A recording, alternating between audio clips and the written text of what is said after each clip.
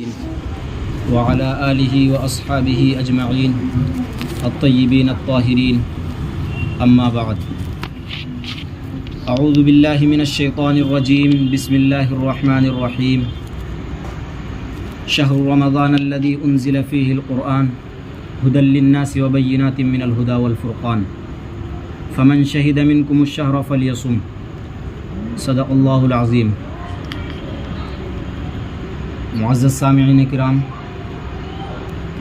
بڑے ہی فرحت اور شادمانی کا مقام ہے کہ آج اللہ رب العزت کے فضل و کرم اور اس کی بے پناہ عنایتوں کے سبب اللہ رب العزت نے ان طلبہ اعظام کو قرآن کریم مکمل کرنے کی توفیق عطا فرمائی.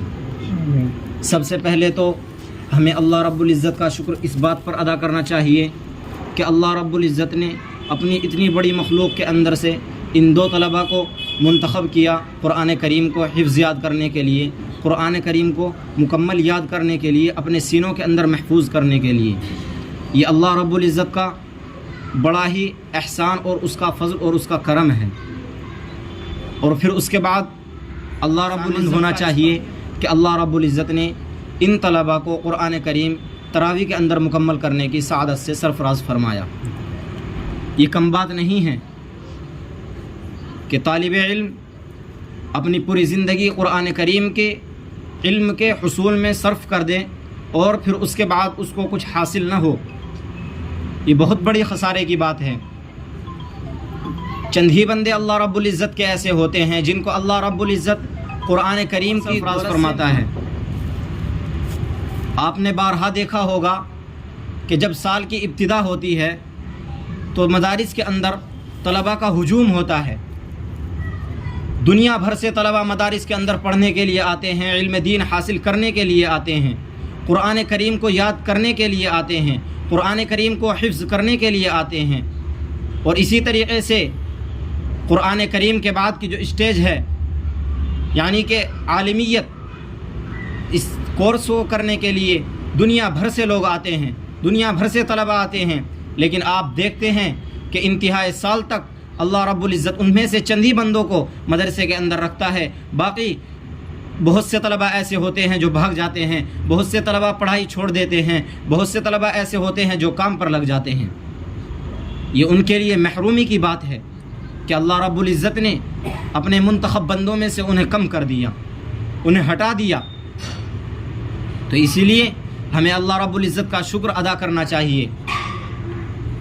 معزز سامعین، اللہ رب العزت نے قرآن کریم کے اندر قرآن کریم کے ہی بڑے فضائل بیان فرمائے ہیں. آپ دیکھتے ہیں کہ قرآن کریم کو اللہ رب العزت نے نازل فرمایا. اس قرآن کریم کو اللہ رب العزت نے اسی رمضان کے اندر نازل فرمایا، جس کو قرآن کریم یوں بیان کرتا ہے انا انزلناہ فی لیلۃ القدر. ہم نے قرآن کریم کو شب قدر کے اندر نازل فرمایا. شب قدر کب آتی ہے؟ رمضان کے اندر آتی ہے، اور رمضان میں سے طاق راتوں کے اندر شب قدر آتی ہے. پھر ان طاق راتوں میں سے اللہ رب العزت آخری عشرے کی جو 27 23 یہ سب راتیں ہوتی ہیں، اللہ رب العزت ان کے اندر فرماتے ہیں کہ شب قدر کا زیادہ امکان ہے. تو اسی لیے ہمیں ان راتوں کی بھی قدر کرنی چاہیے، اور یہ سوچ کر کہ اللہ رب العزت نے ان راتوں کے اندر قرآن کریم کو نازل فرمایا. اللہ رب العزت نے سب سے مقدس کتاب اس مہینے کے اندر اور ان راتوں کے اندر نازل فرمائی. ہمیں عبادت بھی کرنی چاہیے اور اللہ رب العزت کا احسان اور اس کا شکر بھی ادا کرنا چاہیے.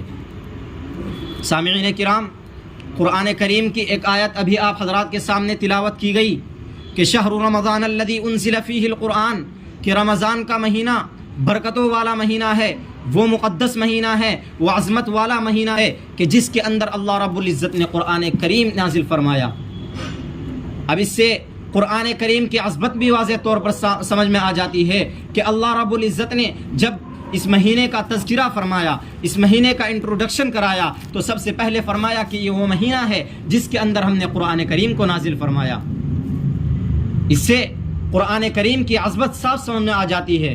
اللہ رب العزت نے اس مہینے کا انٹروڈکشن اس طریقے سے نہیں کرایا کہ ہم نے اس مہینے کے اندر روزے فرض کیے، ہم نے اس مہینے کو عبادت کے لیے بنایا، ہم نے اس مہینے کے اندر شیطان کو قید کیا، ہم نے اس مہینے کو لوگوں کے لیے جنت سے خلاصی کا ذریعہ بنایا، بلکہ اللہ رب العزت نے فرمایا کہ شہر رمضان الذی انزل فیہ القرآن، کہ وہ مہینہ ہے جس کے اندر ہم نے قرآن کریم کو نازل فرمایا۔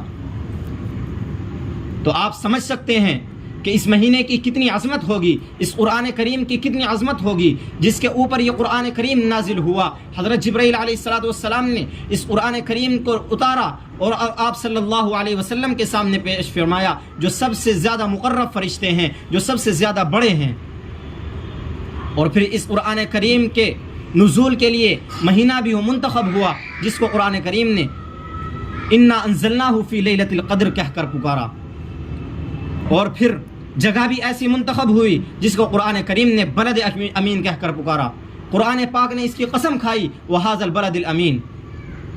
تو بتائیے اس قرآن کریم کی کتنی عظمت ہو سکتی ہے، کتنی فضیلت اس قرآن کریم کی ہے۔ اللہ رب العزت نے اس کے اندر بہت سے فصاحت رکھی ہے، بلاغت رکھی ہے۔ اللہ رب العزت نے عربی زبان ہوتی ہے، اللہ رب العزت نے اس کو سرچشمہ بنایا ہے۔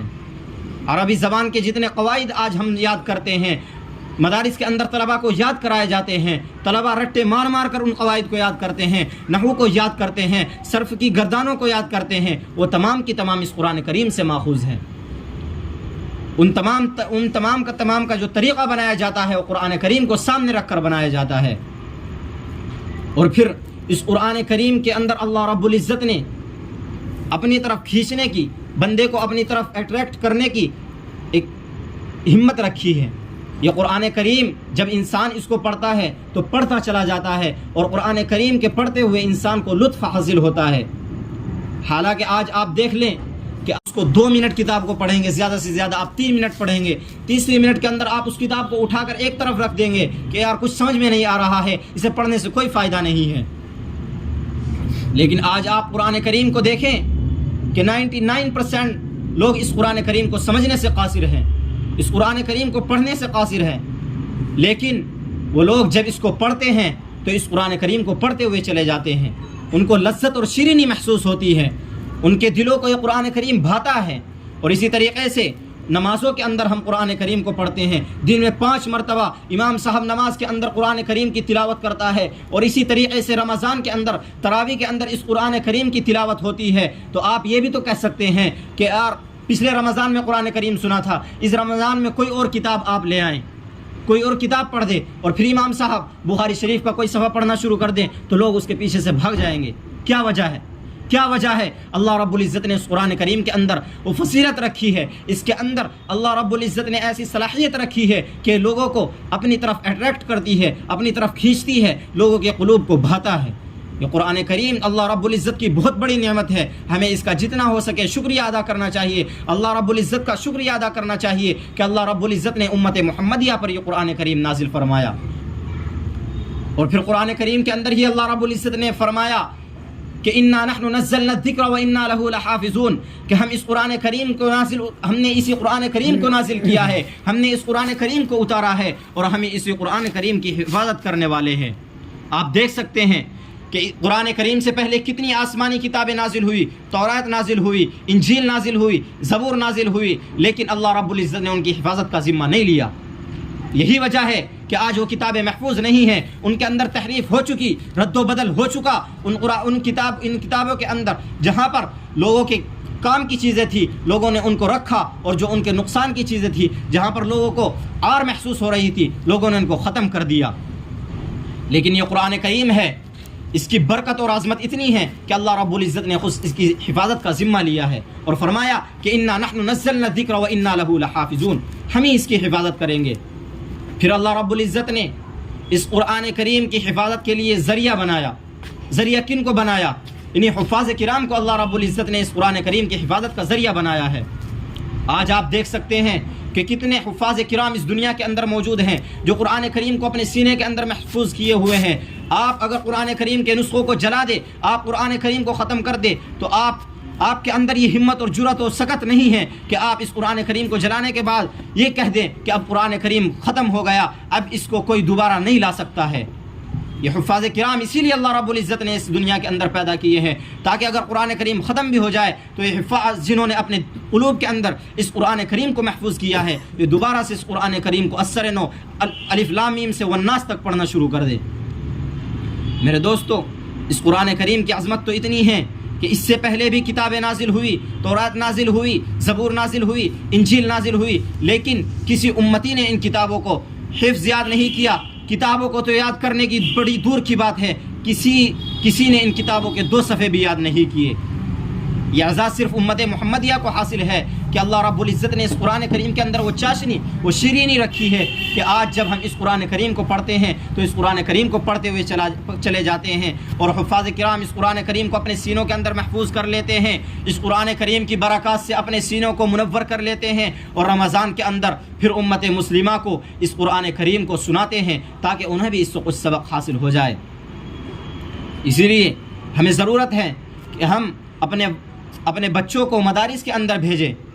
ہر گھر میں کم سے کم ایک طالب علم ایسا ہونا چاہیے جو قرآن کریم کے اسرار و رموز سے واقف ہو، قرآن کریم کی فصاحت و بلاغت سے واقف ہو، الفاظ و معنی سے واقف ہو، تاکہ وہ تم کو گھر میں اس کا مطلب بیان کر سکے، اس کی تشریح کر سکے، اس کی تفسیر کر سکے، اس کی وضاحت کر سکے، اور قرآن کیا کہنا چاہتا ہے، امت سے کس طریقے سے مخاطب ہے، ہمیں گھر بیٹھے یہ بتا سکے۔